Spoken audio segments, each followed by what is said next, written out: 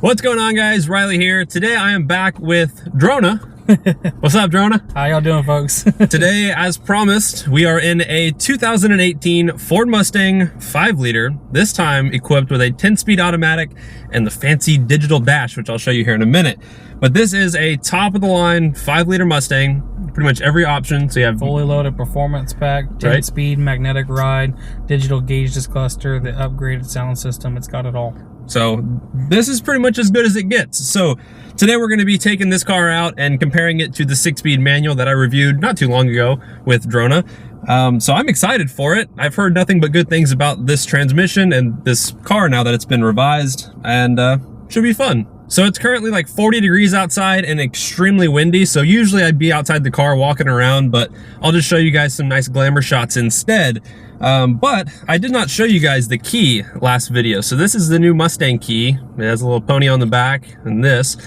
So pretty cool, but let's go ahead, put your foot on the brake and then start her up. Comes to life. All right, so just for reference, we have the car in track mode as far as the exhaust goes. So it's in its loudest setting, which, you know, if you're gonna drive a Mustang, you might as well. And currently we're in the normal mode, normal settings. So this is like the most comfortable it would be. And you know, pretty similar first impressions as it was with the manual. Not much has changed there. Really comfortable, really nice. These leather seats are super comfy. You could do long road trips, be totally just content and happy. But I really do like the Mustang platform. I really do. And you guys will find out later, but I may be getting a Mustang in the near future. Not this one, but. All right, well, let's go ahead and test out the new 10-speed, 460 horsepower, 420 pound-feet of torque through a 10-speed automatic in track mode. Let's see.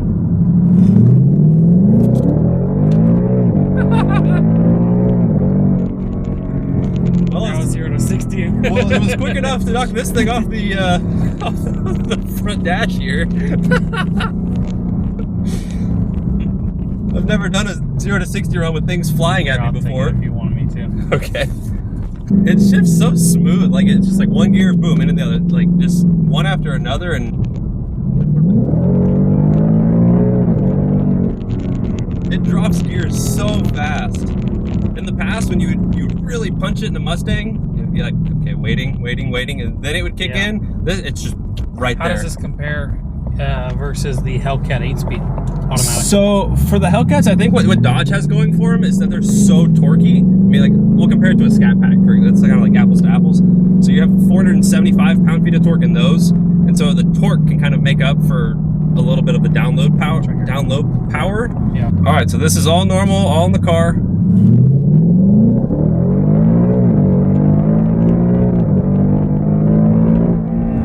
Wow. Ooh, that downshift. That downshift, that's all on its own. Yeah, when you get on the brakes hard, it'll use the transmission whenever you're in track mode. This would be fun to take on a track. Yeah. I mean, like, you know, it's a normal 5-liter Mustang, but I think I'd have a lot of fun tracking this car. Yeah. I'd like to see this versus an 8-speed SS Camaro. Just let them do like a 20 roll together and just see what the outcome is. Yeah. And that was probably one of the most asked questions in the previous review we did. Well, what feels faster, this or the Camaro or a Scat Pack? It's like, they're all to that point where they're so close. You'd have to physically go race them, and then even when you are racing them, it could be the difference of like who has more fuel in their car, or, you know, something silly, because they're all really close. But I will say this has the transmission advantage over both the Camaro and the Challengers. The 10-speed it's no joke.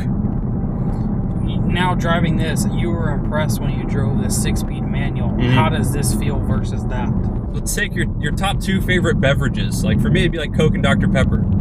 I like Coke, we'll say automatic, but I like Dr. Pepper. Depends what day. Yeah. What Depends on what mood you're in. Yeah, exactly.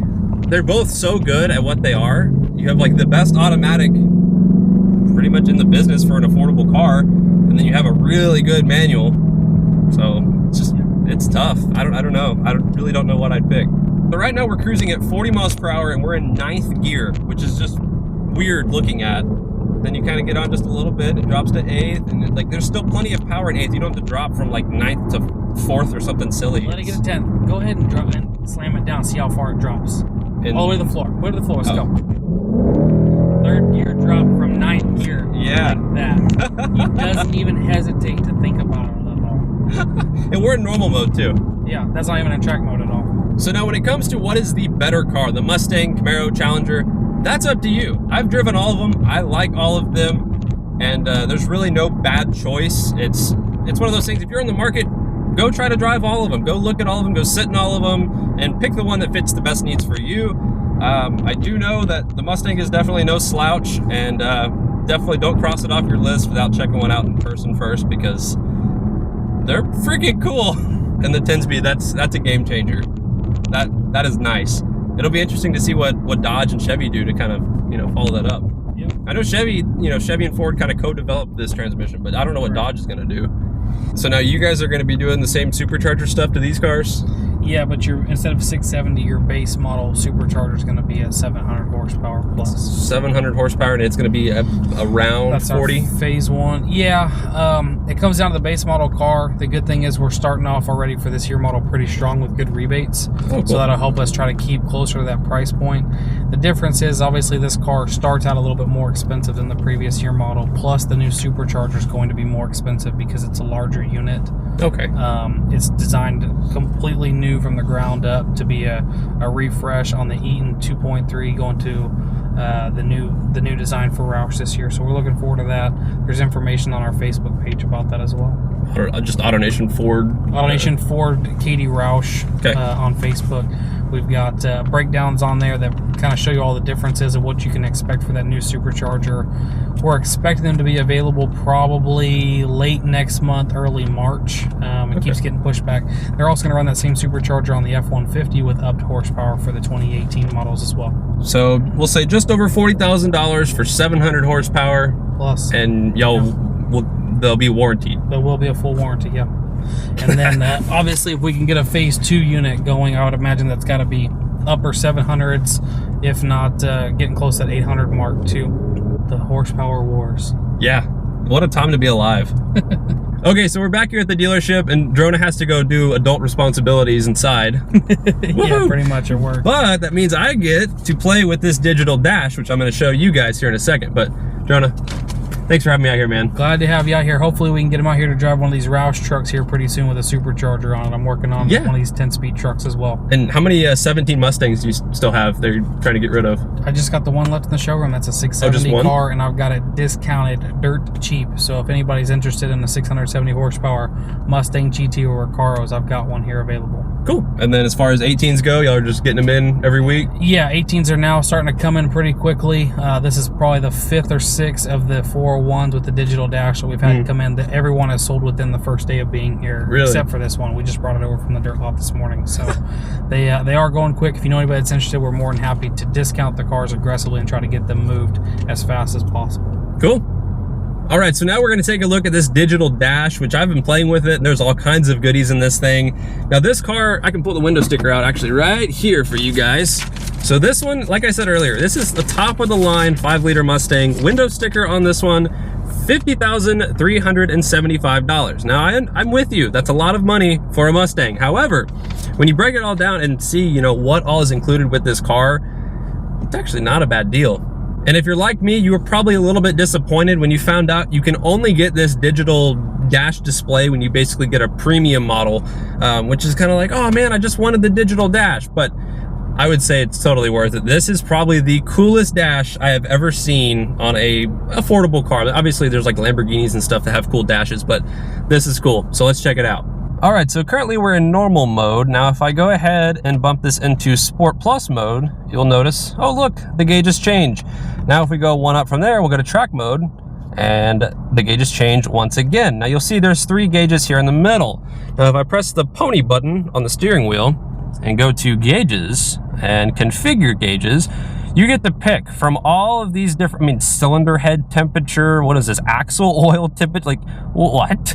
Voltage, vacuum, whatever, there's all these different things. Well, you get to pick 3 of them. So like, let's say I want air fuel, I want engine oil pressure, and I want inlet air temperature.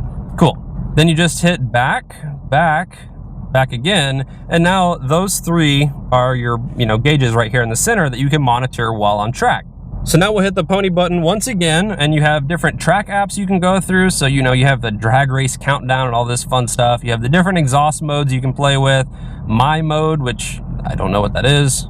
My color, meaning you can change the color of all the fun stuff. So if you want green or purple, gray, I mean, all these different colors you can pick from. We'll pick blue for the secondary color.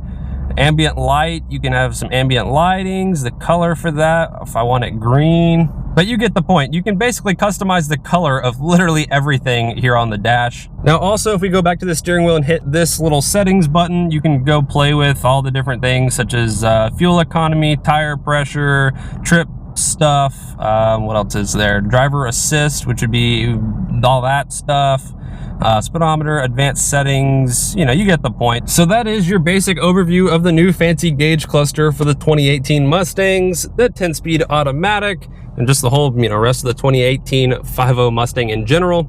Overall, I really do like these cars a lot. I mean, they're really comfortable, really luxurious on the inside now. I mean, Ford has really stepped their game up, so I like them. Once again, if you're in the Houston area, come see Autonation Ford in Katy. Ta-da! Come in here and ask for Drona, tell him that RP Productions sent you, and he'll get you all hooked up. But yeah, guys, that is my impressions on the new 10-speed automatic digital gauge, basically top of the line 2018 Mustang. So thank you guys for watching the video. I will see you on the next one. Take it easy.